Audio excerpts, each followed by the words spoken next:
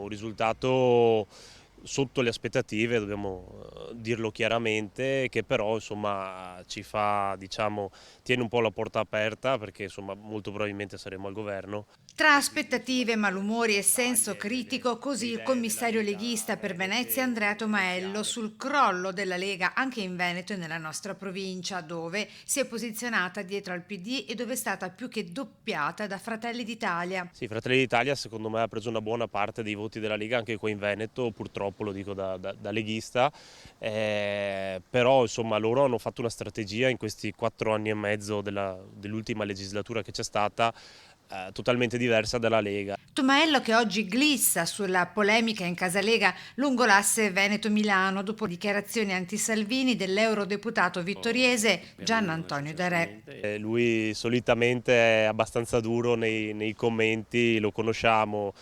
Io penso che un grande partito come quello della Lega sicuramente dei ragionamenti interni, delle discussioni le farà e le deve fare. Ripartire con la riorganizzazione del partito sul territorio, trovare una quadra anche nel nome dell'auspicata autonomia, spiega infine Tomaello. C'è un programma sottoscritto, un impegno sottoscritto da tutte le forze politiche di centrodestra che hanno corso a queste elezioni. Su quel programma l'autonomia era un punto chiaro, sottoscritto da tutti, quindi penso che quando sottoscrivi un documento, un programma, vabbè che siamo in politica, ma penso che non ci siano più scusanti, quindi nessuno può tirarsi fuori e dire no, non siamo d'accordo sull'autonomia. Se sottoscrivi un programma, lo porti avanti, io penso che anche, insomma, che non puoi più tirarti indietro.